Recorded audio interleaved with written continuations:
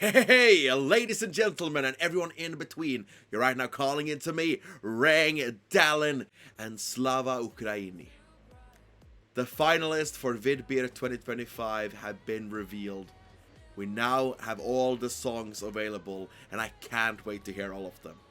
And I can't wait to watch the selection, seeing the strength of the Ukrainian people and what they're able to do during these current circumstances. It is inspiring to watch. Not every song this year gets a reaction video, so please let me know if there's a specific one you want me to react to. The first one I am reacting to is the song No Time to Cry. It's by Masha, Kondratenko. Додай гучності своєму Hey! з Maybelline. Shout out to the Queen, Jerry Hale. Oh.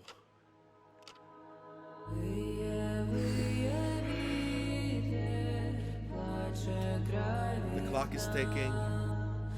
It's time for a lullaby. This is painful already. This is moving. You feel this eerie and dark atmosphere. The context of Ukraine makes this so extra powerful. Oh, wow. I love that the chorus is in Ukrainian.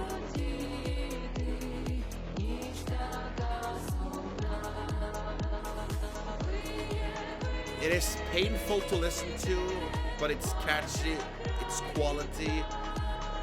The atmosphere and the setting, it's heartbreaking.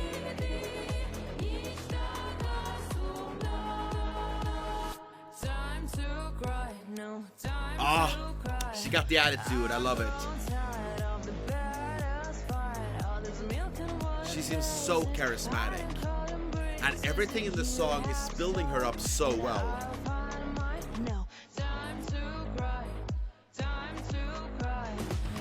Oh, this breakdown. This is so strong.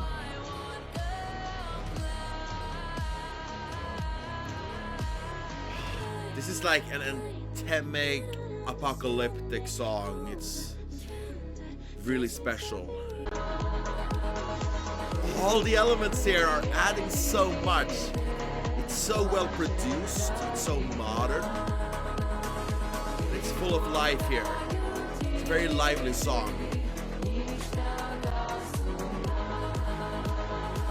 Wow, a very impressive song. I really enjoyed it. Of course, you feel the importance of it because of the circumstances that we're in and why it's presented. There are so many things happening in the world right now that this can relate to, and so many people are feeling hopeless and feeling lost, and that depending on where you are in the world, our realities are very different.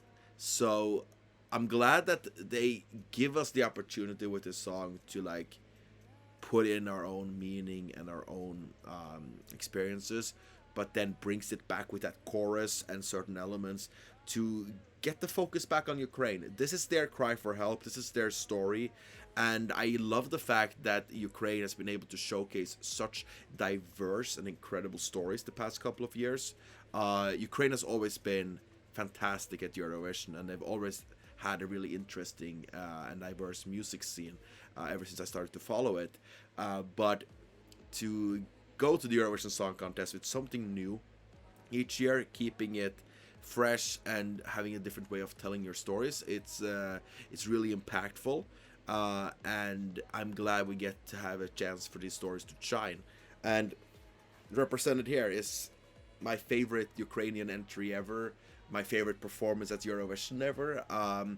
Teresa and Maria is still on my on repeat playlist on Spotify, which means it's one of my most played songs still to this day.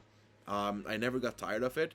I feel like this is different because, not that I get tired of it, but I feel like with Teresa and Maria, I could put it on and again and again and again, but this feels like it's meant for a certain circumstance, right? It's like it has to have a special occasion for it to be put on, and I think Eurovision is just that. The music quality on its own would get it to the final, but with the right presentation, we know that Ukraine are able to present their songs really well.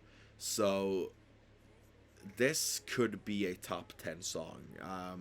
And performance. It could be something that sticks with you. I feel already listening, like after listening to this song, there's parts that stick with you and hooks you in. There's a really good hook here, and there's moments that gets stuck with you, but you don't want to sing along. You just like you remember what you were a part of just now, which is really impactful and strong. So very interesting.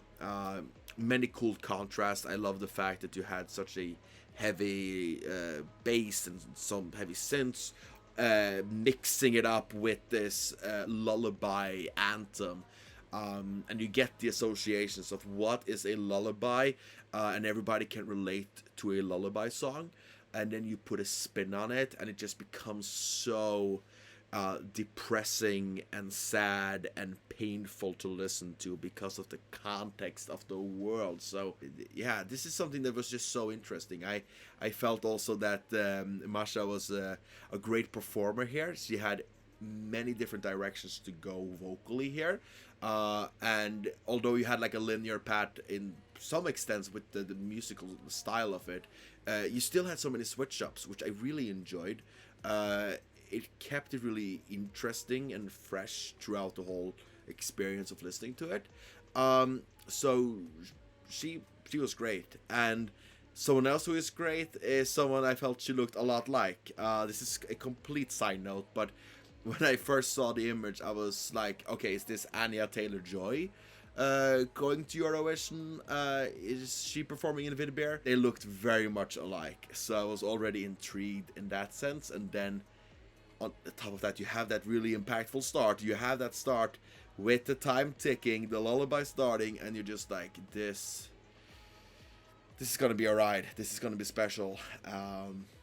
Let's get ready. I'm excited to hear what you guys think. Did you love the song? Do you hate the song? Do you think it can do well at Vidbir? Do you think it can go to Eurovision? And how do you think it would do there? Please let me know.